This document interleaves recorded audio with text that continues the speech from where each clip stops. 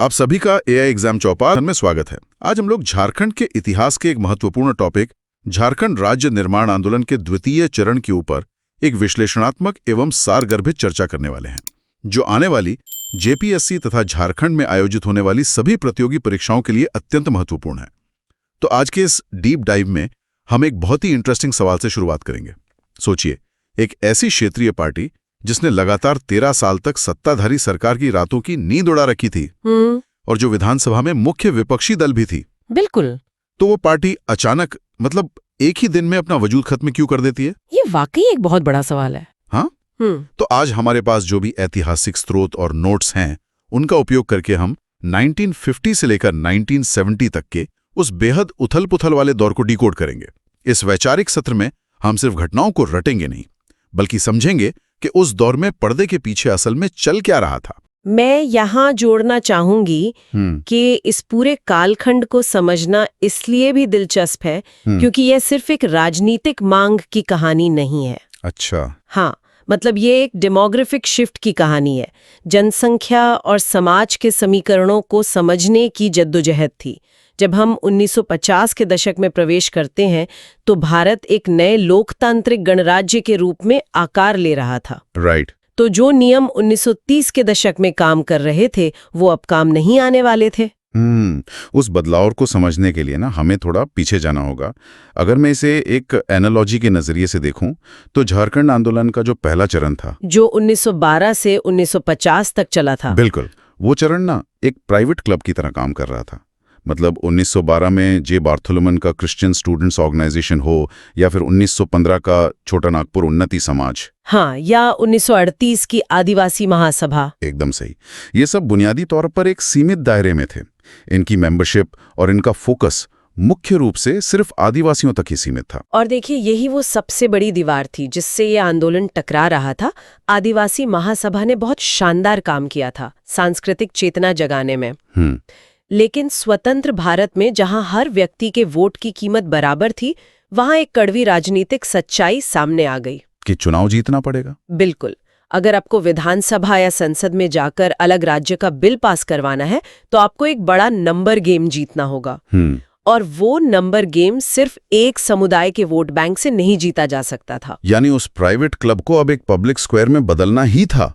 उन्हें गैर आदिवासियों को, जिन्हें हम सदान कहते हैं, उन्हें भी अपने साथ जोड़ना ही पड़ा। हाँ, क्योंकि अगर सदान साथ नहीं आते तो चुनाव जीतने का गणित ही सेट नहीं हो पाता। जयपाल सिंह मुंडा उस समय एक बहुत बड़े और दूरदर्शी नेता के रूप में उभर चुके थे। मरंगोम के। जी, मरंगोम के। उन्हें ये ग्राउंड रियलिटी बहुत अच्छी तरह समझ आ गई थी। उन्हें पता था कि जब तक हम सिर्फ आदिवासी बनाम गैर आदिवासी के नैरेटिव में उलझे रहेंगे, तब तक पटना या दिल्ली की सरकारें हमें गंभीरता से नहीं लेंगी। राइट। तो मतलब राज्य निर्माण का दबाव बनाने के लिए ये साबित करना जरूरी था कि ये मांग किसी एक जाति की नहीं है। एकदम। ये इस पूरे भौगोलिक क्षेत्र में रहने वाले हर नागरिक की मांग है, ये दिखाना जरूरी था। ओके, तो चलिए इस पॉइंट को अनपैक करते हैं। हम आते हैं 1950 की उस ऐतिहासिक घटना पर जिसने इस पूरी थ्योरी को जमीन पर उतारा। 31 दिसंबर 1949 और 1 जनवरी 1950 का समय। हाँ, जमशेदपुर के करंडी मैदान में आदिवासी महासभा का एक बहुत बड़ा सम्मेलन चल रहा था। हाँ। और यहीं पर वो गेम चेंजर फैसला लिया गया। संगठन का नाम बदलने का फैसला। बिल्कुल। संगठन का नाम आदिवासी महासभा से बदलकर झारखंड पार्टी कर दिया गया। और देखिए, ये नाम परिवर्तन कोई छोटी घटना नहीं थी, ये एक पूरी विचारधारा का शिफ्ट था। जयपाल सिंह मुंडा ने मंच से ये स्पष्ट कर दिया कि आज से इस पार्टी के दरवाजे हर उस व्यक्ति के लिए खुले हैं जो छोटा नागपुर और संथाल परगना के क्षेत्र में रहता है। वाव, मतलब पूरी तरह से इंक्लूसिव। हाँ, नारा ये गढ़ा गया कि जो भी इस माटी का है वो झारखंडी है। ये पहली बार था जब क्षेत्रीय चेतना ने जातीय चेतना की जगह ले ली थी। इसका असर तो बहुत व्यापक हुआ होगा। लेकिन मैं अक्सर सोचता हूं कि जयपाल सिंह मुंडा ने अपनी इस नई समावेशी राजनीति को वोटों में कैसे तब्दील किया, वो भी तब जब देश में पहली बार चुनाव हो रहे थे। हाँ ना, 1952 में देश में पहली बार आम चुनाव हो रहे थे। किसी के पास कोई अनुभव नहीं था। ऐसी स्थिति में एक नई क्षेत्रीय पार्टी ने खुद को कैसे स्थापित किया? इसके पीछे उनका एक बहुत ही गहरा रूरल कनेक्ट और शानदार सिंबल पॉलिटिक्स थी। 1952 के प्रथम स्वतंत्र भारत के चुनावों में झारखंड की पार्टी ने अपना चुनाव चिन्ह रखा मुर्गा। मुर्गा छाप। बिल्कुल। अब ये कोई साधारण चुनाव चिन्ह नहीं था। मुर्गा आदिवासी और ग्रामीण सदान समाज के जीवन का और उनकी पूजा पद्धति का एक बहुत अभिन्न हिस्सा रहा है। मतलब एक ऐसा प्रतीक जिसे कोई भी अनपढ़ व्यक्ति दूर से देखकर पहचान ले। हाँ, और उससे जुड़ाव महसूस कर सके। और नतीजों ने साबित कर दिया कि यह रणनीति कितनी सटीक थी। जी हाँ, नतीजों ने पूरी पटना की राजनीति में भूचाल ला दिया। 1952 के बिहार विधानसभा चुनावों में झारखंड पार्टी में 32 सीटें जीती। 32 सीटें? हाँ, एक नई पार्टी के लिए ये बहुत बड़ा नंबर है। बिल्कुल। और वो सीधे मुख्य विपक्षी दल बन गई। सुशील कुमार बागे जैसे नेता विपक्ष के नेता बने, और ये कोई एक बार का चमत्कार नहीं था। अच्छा। हाँ, क्योंकि 1957 के अगले चुनावों में भी उन्होंने 31 सीटें जीतकर अपना दबदबा बरकरार रखा।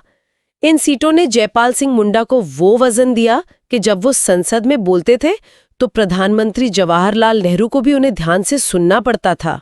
मतलब उन्होंने संसद में अपनी आदिवासी पहचान और अलग राज्य की मांग को एक नेशनल डिबेट बना दिया। एकदम सही। पर वेट, क्या इस दौरान सिर्फ जयपाल सिंह मुंडा और उनकी झारखंड पार्टी ही सब कुछ कर रहे थे? नहीं। क्योंकि सोर्सेस को देखने पर पता चलता है कि राजनीति में कोई भी जगह खाली नहीं छोड़ती। कुछ और लोग भी थे जो अपनी समानांतर राजनीति चला रहे थे। बिल्कुल सही कहा आपने। 1951 में रामगढ़ के राजा कामाख्या नारायण सिंह ने छोटा नागपुर संथाल परगना जनता पार्टी की स्थापना की थी। इनका प्रभाव भी कम नहीं था। 1952 के चुनावों में उनकी पार्टी ने भी 11 सीटें निकाली थीं। और फिर 1954 में एक और संगठन बना था, छोटा नागपुर संयुक्त संघ। इसके बारे में सोर्सेस बताते हैं कि सुखदेव महतो इसके पहले अध्यक्ष बने और बाद में बाबूराम नारायण सिंह ने कमान संभाली। हाँ, लेकिन ये कोई चुनाव लड़ने वाली पार्टी नहीं थी, तो फिर इसका इतना महत्व क्यों है? देखिए, इसका महत्व इसके इंटेलेक्चुअल यानी बौद्धिक योगदान में है। झारखंड पार्टी रैलियां कर रही थी, चुनाव जीत रही थी, लेकिन एक राज्य बनाने के लिए सिर्फ भीड़ काफी नहीं होती। आपको लॉजिक भी देना पड़ता है। बिल्कुल। आपको दिल्ली में बैठे नीति निर्माताओं को कागजों पर यह साबित करना होता है कि नया राज्य क्यों बनना चाहिए। 7 अप्रैल 1954 को इस संयुक्त संघ ने 36 पन्नों की एक बुकलेट पब्लिश की। ओह, वो बुकलेट, छोटा Nagpur separation the only solution. हाँ, छोटा नागपुर का अलगाव एकमात्र हल। तो क्या उस बुकलेट में सिर्फ वही पुरानी भावनात्मक बातें थीं कि हमारा शोषण हो रहा है और हमें अलग करो? बिल्कुल नहीं, और यही इसकी खासियत थी। इस 36 पन्नों की पुस्तिका में प्रॉपर डेटा और लॉजिक था। इसमें यह समझाया गया था कि प्रशासनिक दृष्टिकोण से पटना से बैठकर इतने दूरस्थ और जंगली क्षेत्र को कंट्रोल करना कैसे असंभव है। इसमें इस क्षेत्र की सांस्कृतिक विशिष्टता की बात थी, और सबसे महत्वपूर्ण, इसमें एक मजबूत इकोनॉमिक मॉडल पेश किया गया था कि अलग राज्य पैसे कैसे कमाएगा। बिल्कुल। कि अगर झारखंड अलग राज्य बनता है तो वह अपने खनिजों और उद्योगों के दम पर आर्थिक रूप से कैसे आत्मनिर्भर होगा। इस डॉक्यूमेंट ने आंदोलन को एक बहुत ही ठोस वैचारिक ढांचा दिया। तो यहाँ से कहानी और भी ज्यादा इंटरेस्टिंग हो जाती है। एक तरफ जयपाल सिंह मुंडा के पास 32 विधायकों का सॉलिड पॉलिटिकल बैकिंग है। हाँ। दूसरी तरफ वो 36 पन्नों वाला मजबूत बौद्धिक ढांचा भी तैयार है। सब कुछ परफेक्ट लग रहा था, और तभी 1953 में केंद्र सरकार राज्य पुनर्गठन आयोग यानी SRC का गठन करती है। फजल अली जिसके अध्यक्ष थे। राइट। जब 1955 में ये आयोग रांची आता है तो जयपाल सिंह मुंडा पूरे आत्मविश्वास के साथ 32 विधायकों के साइन किया हुआ एक मेमोरेंडम उन्हें सौंपते हैं। और उस मेमोरेंडम में उन्होंने एक बहुत ही विस्तृत नक्शा पेश किया था। उन्होंने सिर्फ बिहार के दक्षिणी हिस्से नहीं मांगे, बल्कि कुल 16 जिलों को मिलाकर एक वृहत झारखंड राज्य का प्रस्ताव रखा। 16 जिले? हाँ। इस 16 जिलों में बिहार के 7, बंगाल के 3, उड़ीसा के 4 और मध्य प्रदेश के 2 जिले शामिल थे। लेकिन फजल अली आयोग ने इस मांग को सिरे से खारिज कर दिया। मतलब मुझे ये बात समझ नहीं आती। मैं समझाती हूँ। जब आपके पास जन समर्थन है, लॉजिक है और आप चुनाव जीत रहे हैं, तो आयोग ने इतनी बड़ी मांग को अचानक डस्टबिन में क्यों डाल दिया? देखिए, आयोग ने अपने फैसले के पीछे मुख्य रूप से 2 बहुत ही तार्किक कारण दिए। पहला कारण था भाषा। हाँ। उस दौर में पूरे देश में राज्यों का पुनर्गठन भाषा के आधार पर हो रहा था, जैसे तेलुगु बोलने वालों के लिए आंध्र प्रदेश। लेकिन आयोग ने कहा कि जो 16 जिले झारखंड पार्टी मांग रही है वहां कोई कॉमन भाषा नहीं है। अच्छा, क्योंकि वहाँ संथाली, मुंडारी, कुड़ुक, खोरठा, नागपुरी जैसी दर्जनों अलग-अलग भाषाएं हैं। बिल्कुल, भाषा की इस एक रूपता की कमी को उन्होंने एक बड़ा आधार बनाया। और दूसरा कारण? सोर्सेज में जो लिखा है उससे लगता है कि असली पेज तो अर्थव्यवस्था में फंसा था। एकदम सही। दूसरा और सबसे क्रिटिकल कारण था आर्थिक निर्भरता। आयोग का ये तर्क था कि अगर दक्षिण बिहार यानी आज का झारखंड उसे उत्तरी बिहार से काटकर अलग कर दिया गया तो शेष बिहार तो दिवालिया हो जाएगा। अरे बाप रे! हाँ, क्योंकि उस समय पूरे संयुक्त बिहार का लगभग सारा रेवेन्यू, सारे खनिज, खदानें और बड़े उद्योग इसी दक्षिणी हिस्से में थे। आयोग को लगा कि उत्तर बिहार सिर्फ कृषि के दम पर सरवाइव नहीं कर पाएगा। तो बेसिकली झारखंड क्षेत्र की अमीरी और उसके खनिज ही उसके अलग राज्य बनने के रास्ते में सबसे बड़े दुश्मन बन गए। बहुत सही बात कही आपने। और इस फैसले का मनोवैज्ञानिक असर बहुत भयानक था। लोगों को लगा कि जब देश के सबसे बड़े आयोग ने ही मना कर दिया तो अब अलग राज्य का सपना कभी पूरा नहीं होगा। मोराल डाउन हो गया होगा। बिल्कुल। इसका सीधा असर झारखंड पार्टी के चुनावी प्रदर्शन पर दिखा। जो पार्टी 32 सीटों पर राज कर रही थी, वो 1962 के चुनावों में लुढ़क कर सीधे 20 सीटों पर आ गई। अब इस कहानी में एक ऐसा मोड़ आता है जो मुझे सबसे ज्यादा कंफ्यूज करता है। जयपाल सिंह मुंडा एक निर्विवाद नेता थे। 20 सीटें की कम नहीं होती हैं। फिर अचानक 20 जून 1963 को वो ऐसा क्या करते हैं जिससे पूरा आंदोलन ही क्रैश हो जाता है? वो अपनी इतनी मजबूत झारखंड पार्टी का कांग्रेस में विलय क्यों कर देते हैं? ये तो पॉलिटिकल सुसाइड जैसा लगता है। देखिए, ये झारखंड आंदोलन के द्वितीय चरण का सबसे बड़ा और सबसे विवादास्पद टर्निंग पॉइंट है। 1963 में झारखंड पार्टी का कांग्रेस में विलय हो जाना कोई रातों रात लिया गया फैसला नहीं था। तो फिर इसके पीछे क्या कहानी थी? 1962 में सीटें घटने के बाद पार्टी के अंदर फंड की कमी हो गई थी। कई नेताओं के बीच मतभेद शुरू हो गए थे और तत्कालीन बिहार के मुख्यमंत्री विनोदानंद झा एक बहुत ही चतुर रणनीतिकार थे। उन्होंने कमजोरी पकड़ ली। बिल्कुल। उन्होंने झारखंड पार्टी के इस गिरते ग्राफ और अंदरूनी कलह को भांप लिया। यानी मुख्यमंत्री ने फूट डालो और राज करो की नीति अपनाई। कुछ वैसा ही समझ लीजिए। विनोदानंद झा ने जयपाल सिंह मुंडा को ये समझाया कि विपक्ष में बैठकर अलग राज्य कभी नहीं मिलेगा। अगर कुछ विकास करना है तो सरकार में शामिल होना होगा।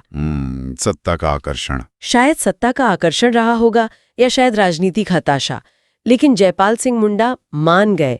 विलय हुआ और उन्हें बिहार सरकार में सामुदायिक विकास एवं पंचायती राज मंत्री बनाया गया। लेकिन क्या ये सौदा उनके लिए फायदेमंद साबित हुआ? बिल्कुल नहीं। यह एक बहुत बड़ी राजनीतिक त्रासदी साबित हुई। जयपाल सिंह मंत्री तो बने, लेकिन सिर्फ 1 महीने के लिए। सिर्फ 1 महीने? हाँ, क्योंकि 1 महीने बाद ही एक राजनीतिक समीकरण के तहत मुख्यमंत्री विनोदानंद झा को इस्तीफा देना पड़ गया और उनके साथ ही जयपाल सिंह मुंडा का मंत्री पद भी चला गया। बाप रे! और इसके साथ ही वो पार्टी भी खत्म हो गई जिसने 13 साल तक संघर्ष किया था। आम जनता जिसने उन्हें अपना मसीहा माना था, उन पर क्या गुजरी होगी? जनता के बीच एक बहुत गहरे धोखे की भावना फैल गई थी। नेतृत्व रातों रात गायब हो गया। आंदोलन पूरी तरह से दिशाहीन हो गया। ऐसा लगा जैसे एक चलते हुए रथ के पहिए अचानक निकाल लिए गए हों। लेकिन कहते हैं ना, जब पॉलिटिकल वैक्यूम बनता है, जब बड़े नेताओं से भरोसा उठ जाता है, तो गुस्सा ड्राइंग रूम से निकलकर सीधे सड़क पर आता है। बिल्कुल। 1963 से लेकर 1967 के बीच की जो शांति थी, वो असल में एक तूफान के आने से पहले की खामोशी थी। और इसी खालीपन ने 1967 से 1970 के बीच कई नए उग्र और आक्रामक संगठनों को जन्म दिया। एकदम सही। ये दौर पूरी तरह से युवा आक्रोश का दौर था। अब राजनीति सिर्फ विधानसभा में भाषण देने तक सीमित नहीं रह गई थी। 1967 में ललित कुजोर ने बिरसा सेवा दल की स्थापना की। बिरसा सेवा दल? हाँ, ये संगठन बहुत खास था क्योंकि इसने पहली बार शहरी युवाओं और कॉलेज के छात्रों को बड़े पैमाने पर मोबिलाइज किया। और सबसे बड़ी बात ये थी कि इन युवाओं पर वामपंथी विचारधारा का बहुत गहरा प्रभाव था। वामपंथी विचारधारा मतलब अब लड़ाई सिर्फ अलग राज्य की या सांस्कृतिक पहचान की नहीं थी। नहीं, अब बात सीधे तौर पर क्लास स्ट्रगल और इकोनॉमिक एक्सप्लॉयटेशन पर आ गई थी। बिरसा सेवा दल ने जो मुद्दे उठाए वो बहुत ही आक्रामक थे, जैसे जमीन वापसी। जमीन वापसी मतलब? इसका मतलब सिर्फ कागज पर मांग करना नहीं था, बल्कि जिन महाजनों या बाहरी लोगों ने आदिवासियों की जमीनें हड़प ली थीं, उन पर बलपूर्वक वापस कब्जा करना था। रोजगार के मुद्दे पर सीधे टकराव की स्थिति बन रही थी। और ये सिर्फ एक संगठन की बात नहीं थी। सोर्सेज में ऐसे कई नाम हैं जो इसी छोटे से समय अंतराल में मशरूम की तरह उगाए थे। बिल्कुल। बागुन सुमरई ने 1967 में अखिल भारतीय झारखंड पार्टी बना ली। और संथाल परगना के इलाके में जस्टिन रिचर्ड ने 1968 में हूल झारखंड पार्टी बनाई। हूल का मतलब ही क्रांति होता है। हूल क्रांति, हाँ। इस पार्टी ने उस क्षेत्र में बहुत उग्र आंदोलन चलाए। उसी साल 1968 में कार्तिक उरांव के नेतृत्व में अखिल भारतीय आदिवासी विकास परिषद भी सामने आई। और इसी दौर के आखिरी सालों में कुछ ऐसे लोगों की एंट्री होती है जो आगे चलकर अगले 3 दशकों तक झारखंड की राजनीति के सबसे बड़े चेहरे बनने वाले थे। आप विनोद बिहारी महतो और शिबू सोरेन की बात कर रहे हैं ना? बिल्कुल। 1969 में विनोद बिहारी महतो ने शिवाजी समाज की स्थापना की। शुरू में इसका उद्देश्य कुड़मी समाज में फैली कुरीतियां को दूर करना था, लेकिन जल्द ही ये एक मजबूत राजनीतिक चेतना में बदल गया। और उसके ठीक अगले साल 1970 में शिबू सोरेन ने संथालों को संगठित करने के लिए सोनोत संथाल समाज का गठन किया। ये वही संगठन और नेता थे जो आने वाले दशक में वामपंथी नेता ए.के. राय के साथ मिलकर झारखंड मुक्ति मोर्चा यानी जेएमएम की नींव रखने वाले थे। तो अगर हम सब कुछ समराइज करें, 1950 से लेकर 1970 तक के इन पूरे 20 सालों के द्वितीय चरण का मूल्यांकन करें तो हम इसे क्या कहेंगे? एक सफलता या एक बहुत बड़ी चूक? देखिए, अगर हम इसे इतिहास के तराजू पर तौलें तो इसमें सफलता और विफलता दोनों का पल्ला भारी दिखता है। वो कैसे? उपलब्धियों के नजरिए से देखें तो ये वो चरण था जिसने झारखंड शब्द को एक राष्ट्रीय पहचान दी। इसने सदानों को साथ लाकर आंदोलन को एक संकीर्ण जनजातीय मांग से निकालकर एक भौगोलिक और समावेशी राज्य की मांग में बदल दिया। और चुनावी सफलताओं ने ये साबित भी कर दिया कि जनता उनके साथ है। बिल्कुल, लेकिन इसकी विफलताएं भी बहुत भारी रहीं। नेतृत्व की दूरदर्शिता की कमी और शायद कुछ व्यक्तिगत महत्वाकांक्षाओं ने 1963 में वो विलय करवाया जिसने एक संगठित आंदोलन के टुकड़े टुकड़े कर दिए। हाँ, एक सर्वमान्य नेतृत्व का अभाव हो गया। और दर्जनों छोटे छोटे संगठनों के आपसी टकराव ने इस चरण को राज्य निर्माण के अंतिम लक्ष्य तक पहुंचने से रोक दिया। ऑलराइट, तो अब समय है चीजों को कंसाइज करने का। जो भी स्टूडेंट्स जेपीएससी या जेएसएससी की तैयारी कर रहे हैं, उनके लिए अब है एग्जाम फोकस टाइम। ये सेक्शन बहुत इंपॉर्टेंट है। एकदम। हम उन सॉलिड डेटा पॉइंट्स का एक रैपिड फायर करते हैं जो सीधे तौर पर एग्जाम के पेपर्स में पूछे जाते हैं। रेडी हैं आप? बिल्कुल, चलिए शुरू करते हैं। झारखंड आंदोलन का जन्मदाता किसे माना जाता है? जे बार्थोल्मन को, जिन्होंने 1912 में क्रिश्चियन स्टूडेंट्स ऑर्गेनाइजेशन बनाया था। परफेक्ट। झारखंड पार्टी का गठन कब और कहां हुआ? 31 दिसंबर 1949 से 1 जनवरी 1950 के बीच जमशेदपुर के करंडीह मैदान में। इसके पहले अध्यक्ष कौन थे और पार्टी का चुनाव चिन्ह क्या था? जयपाल सिंह मुंडा प्रथम अध्यक्ष थे और चुनाव चिन्ह था मुर्गा छाप। 1952 के पहले विधानसभा चुनाव में झारखंड पार्टी का प्रदर्शन कैसा रहा? बहुत शानदार। उन्होंने 32 सीटें जीती और बिहार विधानसभा के मुख्य विपक्षी दल बने। छोटा Nagpur separation the only solution पुस्तिका कब और किसने निकाली? ये 1954 में छोटा नागपुर सहयुक्त संघ द्वारा प्रकाशित की गई थी। राज्य पुनर्गठन आयोग को जयपाल सिंह मुंडा ने कितने जिलों का प्रस्ताव दिया था? कुल 16 जिलों को मिलाकर झारखंड राज्य बनाने का प्रस्ताव था। वो ऐतिहासिक तारीख जब झारखंड पार्टी का कांग्रेस में विलय हुआ। 20 जून 1963 तत्कालीन मुख्यमंत्री विनोदानंद झा की पहल पर। और आखिरी सवाल, 1967 में बने बिरसा सेवा दल और 1968 की हूल झारखंड पार्टी के संस्थापक कौन थे? बिरसा सेवा दल के प्रमुख नेता ललित कुजूर थे और हूल झारखंड पार्टी के संस्थापक जस्टिन रिचर्ड थे। मैं सभी स्टूडेंट से कहूंगी कि ये डेटा पॉइंट्स बहुत क्रिटिकल हैं, इन्हें अच्छी तरह याद रखें। ये रैपिड फायर निश्चित रूप से सबके बहुत काम आएगा। तो इस पूरी चर्चा को विराम देते हुए आज हमने झारखंड राज्य निर्माण आंदोलन के द्वितीय चरण के सभी महत्वपूर्ण पहलुओं को विस्तार से समझा, जो झारखंड की परीक्षाओं के लिए अत्यंत महत्वपूर्ण है। अगर आपको हमारा ये प्रयास उपयोगी लगा हो तो AI एग्जाम चौपाल को लाइक, शेयर और सब्सक्राइब जरूर करें। आप सभी का बहुत बहुत धन्यवाद।